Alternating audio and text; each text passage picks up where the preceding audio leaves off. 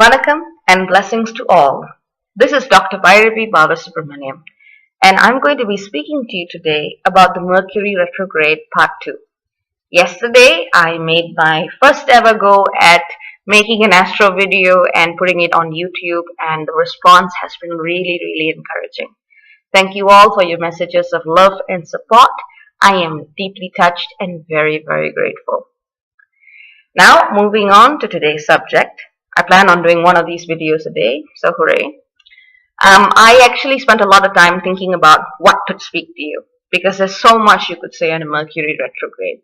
But I'm just going to get straight to the point and focus on the message which I think is most important for today.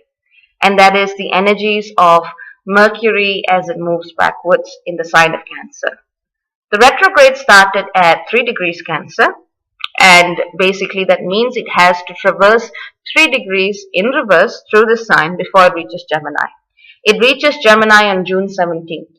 So between now and June 17th, we will be facing a particular energetic signature which will describe the kinds of challenges or puzzles that the Mercury retrograde sets out for you to solve. And all of these challenges and puzzles will only lead you to self-knowing anyway. So you're good. Now, when Mercury retrograde is in Cancer, to understand this energy, you have to look at what Cancer means. Now, there's a lot of great online resources and really talented astrologers who have written about this in great depth. So I am just going to go and summarize it as best I can. Cancer is associated with the moon, the astrological 4th house, and is basically the house which I would associate with keywords such as foundation, belonging. Now, if you were to consider yourself a house, Cancer would be your basement. If you were to consider yourself a tree, Cancer would be your roots.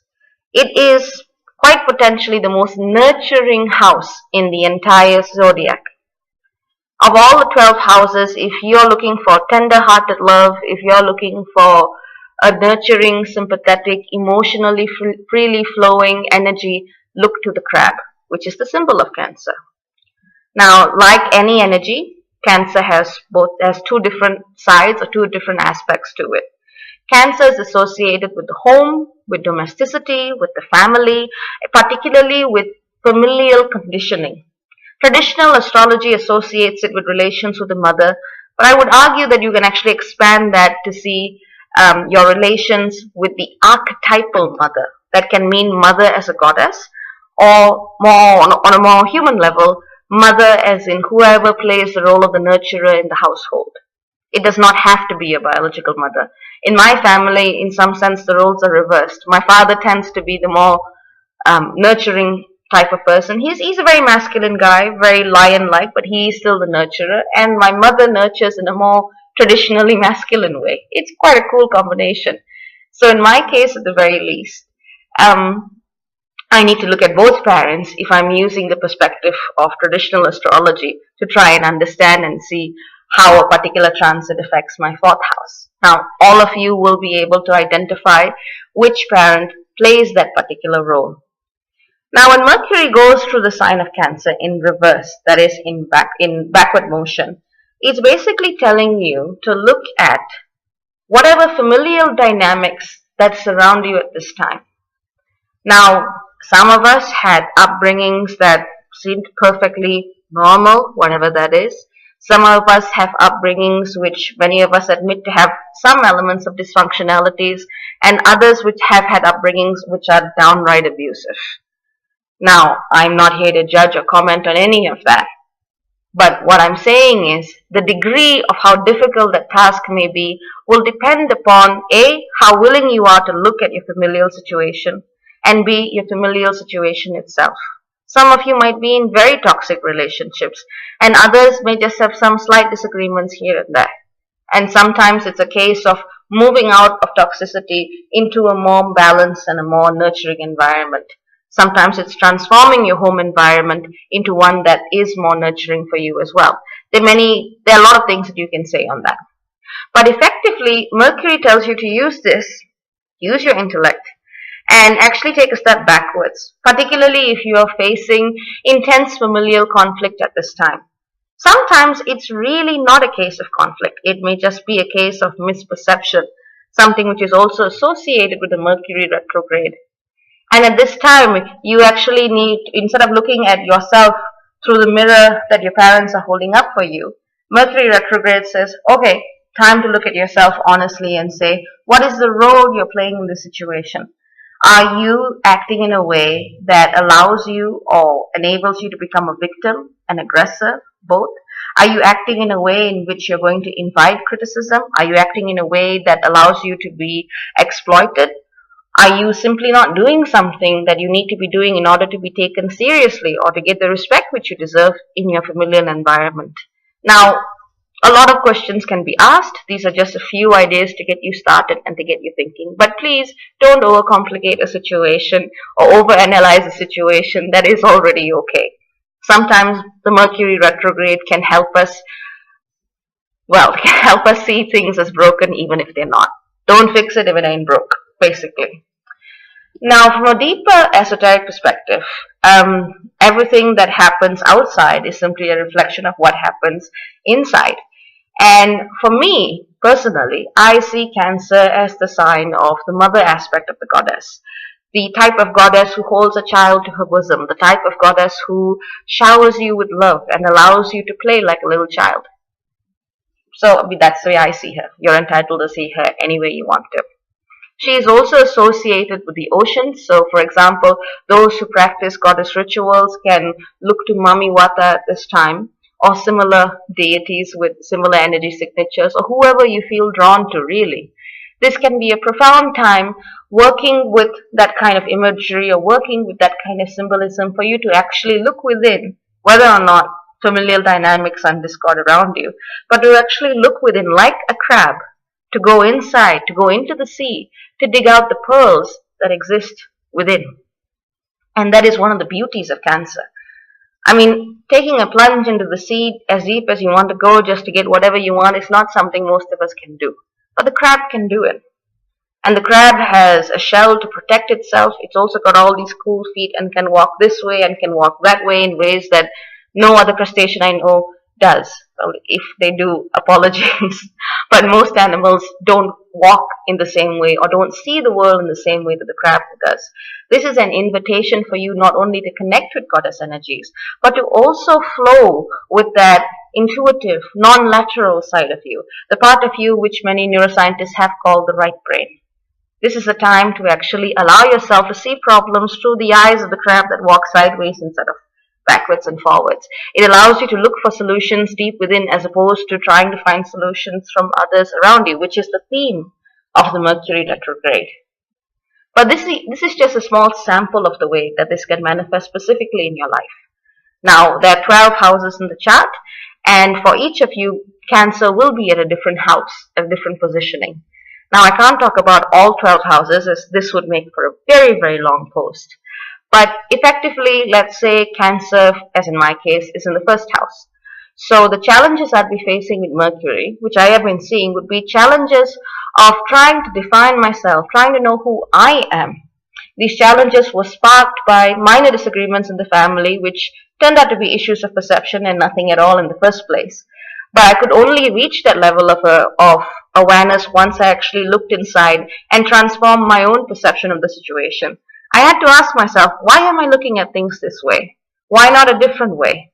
Am I conditioned to look at things negatively, or am I just having a bad day or something like that? But the question is to really ask why. And that's something we don't ask. A lot of us, particularly in familial situations, even those who have practiced spirituality for so many, many years, sometimes we just find ourselves moving into a conditioned response whenever someone in our family says something. I think there's a wonderful, wonderful quote. I forget the way it goes in its original phrasing, but it basically says, you want to find out how spiritual you are, how evolved you are, try and spend a week with the family. Well, I found it funny. But it is true. Many of us just have these knee-jerk reactions anytime we face a problem, anytime we face a challenge posed by our original mother-father archetypes. And Mercury retrograde actually just tells you to say, okay, take a step back. Why am I acting this way? For those of you who are shamanic practitioners or energy workers that look at things like past life regressions or karmic ties and are able to see them in clarity, for those of you who see the world in that way or know people who see the world in that way and work with them, you may be able to identify why you are responding to a particular trigger in this lifetime on the basis of previous lifetimes, because Mercury not only allows you to see what is happening now, but what happened many, many, many years ago. So there are a lot of solutions that you have at this time.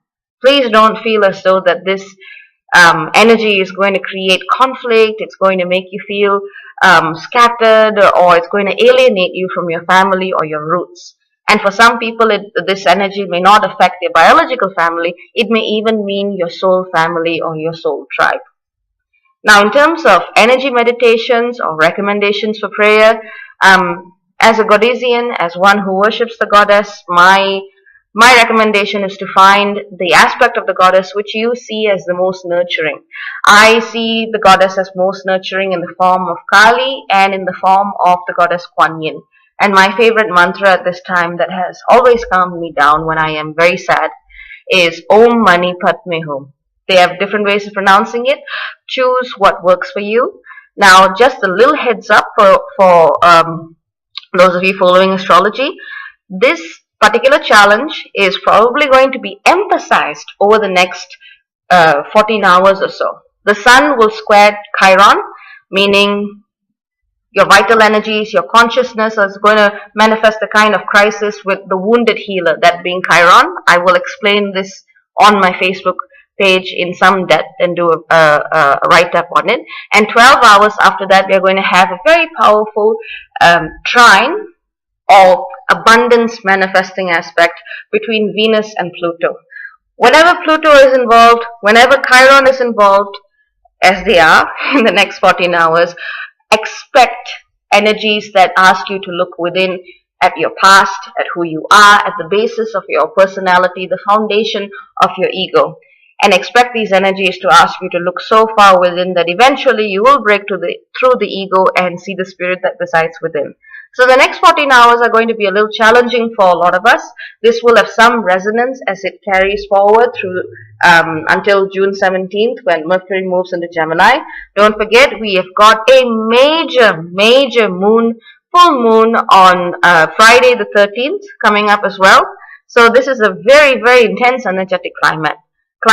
This particular challenge of Mercury in retrograde will be one of the major challenges that you face now, particularly as it relates to your familial conditioning, your relationship with the Mother Archetype, and for some people, perhaps in the physical structure of their homes themselves. You may find this time to be one where you realize that there's a lot of repairs that you may need to make, etc., etc.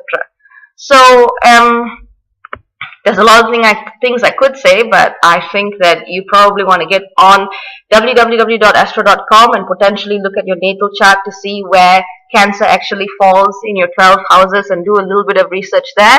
Or if you like what I'm saying and wish to follow me on Facebook, you can look me up at Bairavee Balasubramaniam on Facebook. I've got a couple of pages as well that many of you may be interested in. So I will speak to you tomorrow. Please take care of yourselves, particularly in the next 14 hours. Try not to react on the basis of a conditioned response and try to take a step backwards. Use the mental faculties that Mercury has given you and understand why you may feel predisposed to react in a certain way as opposed to one which is potentially more harmonizing and loving. So, take care of yourselves, be kind to self and others as always, and thanks for listening. Ta for now.